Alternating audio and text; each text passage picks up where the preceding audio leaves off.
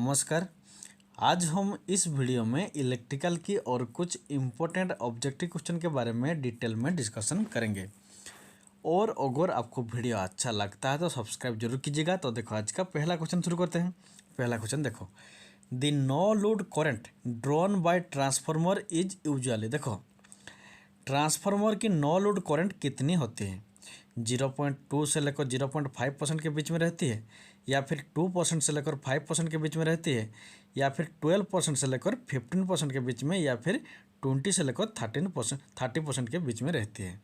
तो इसका आंसर होगा ट्रांसफार्मर की जो नो लोड करंट होता है वो सिर्फ 2% से लेकर 5% के बीच में रहता है। तो ऑप्शन नंबर 2 होगा इसका करेक्ट आंसर। तो देखो ये नो लोड करंट क्या होता है। देखो ये ट्रांसफार्मर है, ट्रांसफार्मर की ये होता है प्राइमरी वाइंडिंग और ये होता है सेकेंडरी वाइंडिंग। प्राइमरी वाइंडिंग में हम इनपुट पावर इनपुट देते हैं और सेकेंडरी में हमें क्या मिलता है ना, आउटपुट पावर मिलता है। जब इस ट्रांसफार्मर की जो सेकेंडरी वाइंडिंग होता है इसमें कोई भी लोड नहीं रहता है, उस कंडीशन में प्राइमरी वाइंडिंग जितना करंट ड्रॉ करता है उसको क्या कहते हैं, नो लोड करंट कहते हैं। मीन्स जब सेकेंडरी वाइंडिंग में कोई भी लोड नहीं रहेगा, कोई भी लोड, उस कंडीशन में प्राइमरी वाइंडिंग जो जितना करंट ड्रॉ करता है उसको क्या कहते हैं, नो लोड करंट कहते हैं। और यह सिर्फ 2 से लेकर 5% ही होता है। तो ऑप्शन नंबर 2 होता है इसका करेक्ट आंसर। तो देखो ये जो नो लोड करंट होता है इसको ट्रांसफार्मर क्या करता है। देखो जब 2 से लेकर 5% नो लोड करंट ट्रांसफार्मर की प्राइमरी वाइंडिंग में प्राइमरी वाइंडिंग के थ्रू ट्रांसफार्मर ड्रॉ करता है, वो करंट क्या होता है ना, ट्रांसफार्मर में जो कांस्टेंट लॉस होता है जैसे कि आयरन लॉस, इस आयरन लॉस हमारा नो लोड करंट से ही होता है। तो इसलिए और ये जो नो लोड करंट होता है ये सिर्फ 2 से लेकर 5% ही होता है। तो ऑप्शन नंबर 2 होगा इसका करेक्ट आंसर। देन देखो next question, what is the reasonable value of earth resistance in A power station. देखो पावर स्टेशन में अर्थ रेजिस्टेंस की रीजनेबल वैल्यू कितनी होती है? 0.5 ओम होता है, या फिर 1 ओम होता है, या फिर 5 ओम होता है, या फिर 10 ओम होता है। तो इसका आंसर होगा पावर स्टेशन में अर्थ रेजिस्टेंस की रीजनेबल वैल्यू होता है 0.5 ओम। ऑप्शन नंबर 1 होगा इसका करेक्ट आंसर। ये वाला टेबल देखो पावर स्टेशन के लिए 0.5 ओम होता है, और मेजर सब स्टेशन के लिए 1 ओम, स्मॉल सब स्टेशन के लिए 2 ओम, फैक्ट्री सब स्टेशन के लिए 1 ओम। ये जो टेबल है ये भी आपको याद रखना होगा। तो पावर स्टेशन के लिए सिर्फ 0.5 ohm reasonable value earth resistance का वैल्यू होना चाहिए। तो ऑप्शन नंबर 1 होगा इसका करेक्ट आंसर। देन देखो next question, in a transformer breather consist of dash which observe moisture from air. देखो क्वेश्चन कहता है कि ट्रांसफार्मर की ब्रेदर में कौन सा चीज़ रहता है जो एयर का मॉइस्चर को ऑब्जर्व करता है। तो इसका आंसर होगा ट्रांसफार्मर की ब्रेदर में सिलिका जेल रहता है, या फिर ट्रांसफार्मर ऑयल रहता है, या फिर वुड सैंड रहता है, या फिर चारकोल रहता है। तो इसका आंसर होगा ट्रांसफार्मर की जो ब्रेदर होता है उसमें सिलिका जेल होता है, जिसका काम क्या होता है ना, बाहर से जो एयर ट्रांसफार्मर के अंदर जाता है उसमें जितना मॉइस्चर रहता है उस मॉइस्चर को ये सिलिका जेल ऑब्जर्व कर लेता है। तो ऑप्शन नंबर 1 होगा इसका करेक्ट आंसर। देखो ये होता है ट्रांसफार्मर में ये जो होता है, देखो ये होता है हमारा ब्रेदर।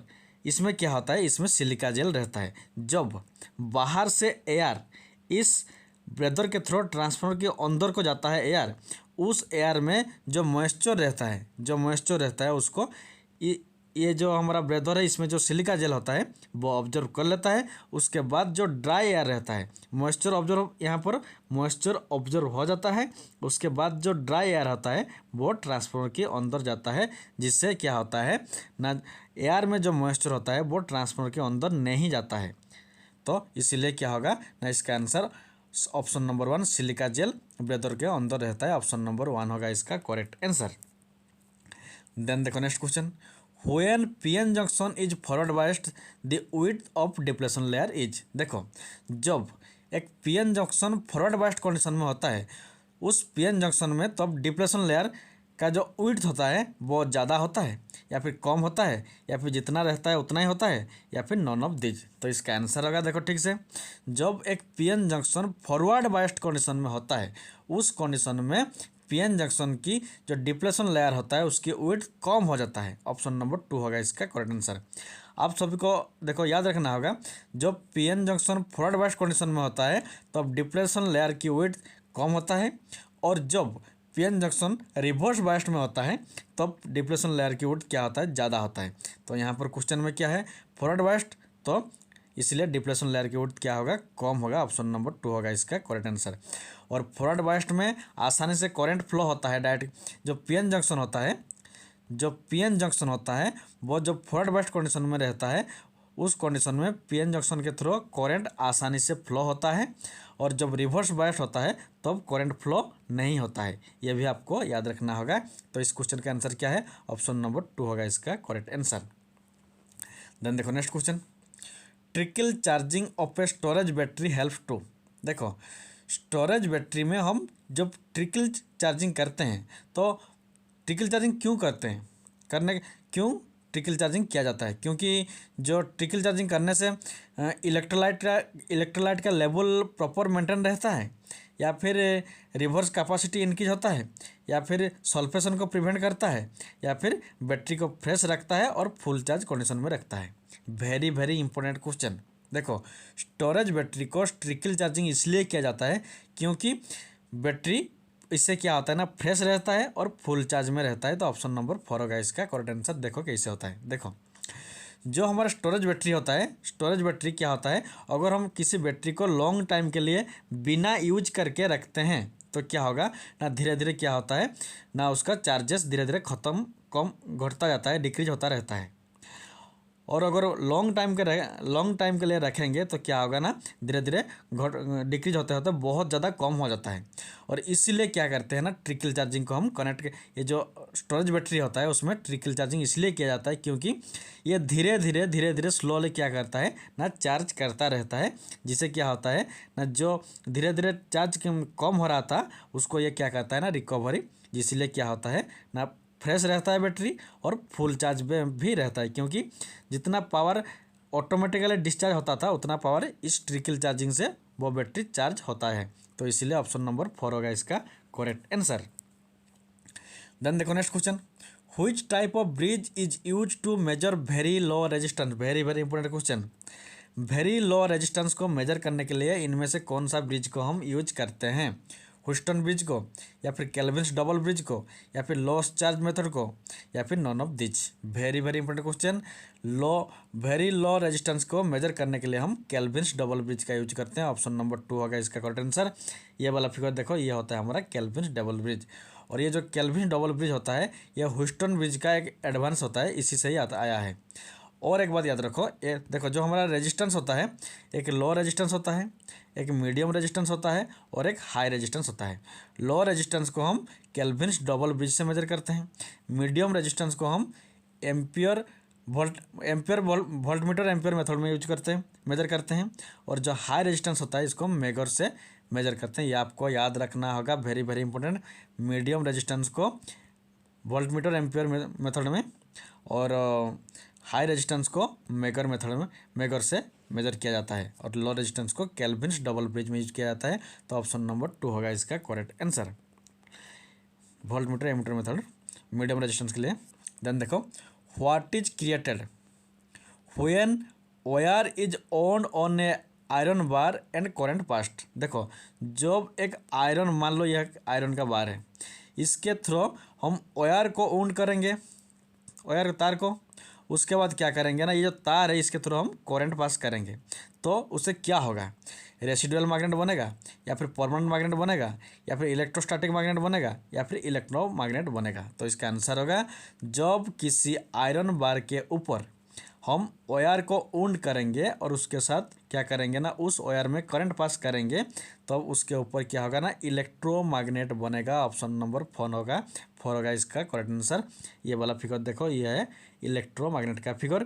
इसमें बीच में देखो ये होता है हमारा एक आयरन बार, उसके ऊपर देखो ये वायर है, वायर को वुंड किया गया है। ठीक से देखो, वायर को वुंड किया गया है, और जब इस वायर में हम करंट पास करते हैं, ये जो वायर है करंट फ्लो करते हैं, तब क्या होता है ना, उसके चारों तरफ मैग्नेटिक फील्ड बनता है, और जो मैग्नेटिक फील्ड बनता है उसको क्या कहते हैं ना, उसको इलेक्ट्रोमैग्नेट कहते हैं। Option number 4 is the correct answer. देखो जो मैग्नेट होता है वो नॉर्मली टू टाइप का होता है। एक होता है परमानेंट मैग्नेट, जिसमें क्या होता है ना, एक नॉर्थ पोल रहता है, एक साउथ पोल रहता है।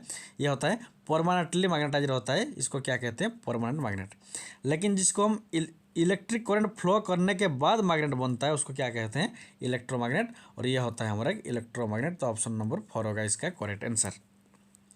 देन देखो next question, which is correct for domestic circuit. Domestic circuit के लिए ये 4 ऑप्शन में से कौन सा करेक्ट ऑप्शन है। देखो डोमेस्टिक में जितना सारा अप्लायंस को यूज करते हैं सब में सेम वोल्टेज होता है, या फिर डोमेस्टिक में जितना अप्लायंसेस यूज करते हैं सब में सेम करंट होता है, या फिर सब में सेम रेजिस्टेंस होता है, या फिर none of which. Very very important question. जब हम डोमेस्टिक सर्किट में, जो डोमेस्टिक सर्किट होता है उसमें जितना सारा अप्लायंसेस होता है, चाहे वो फैन हो या फिर लाइट हो या फिर रेफ्रिजरेटर हो, जो भी अप्लायंसेस है सबका वोल्टेज सेम रहता है। तो ऑप्शन नंबर 1 होगा इसका करेक्ट आंसर, क्योंकि हम सभी जानते हैं जो डोमेस्टिक सर्किट होता है वो पैरेलल सर्किट होता है, और पैरेलल सर्किट में वोल्टेज कांस्टेंट रहता है। तो इसीलिए each appliances have a same voltage. Option number 1 होगा इसका करेक्ट आंसर। देन देखो next question, which type of battery use in power station. देखो पावर स्टेशन में इनमें से कौन सा टाइप ऑफ बैटरी का यूज किया जाता है, निकेल आयरन बैटरी का, जिंक कार्बन बैटरी का, लेड एसिड बैटरी का, या फिर नॉन ऑफ दिच। तो इसका आंसर होगा पावर स्टेशन में जो बैटरी यूज किया जाता है स्टोरेज के लिए वो होता है लेड एसिड बैटरी। तो ऑप्शन नंबर 3 होगा इसका correct answer. Very very important question.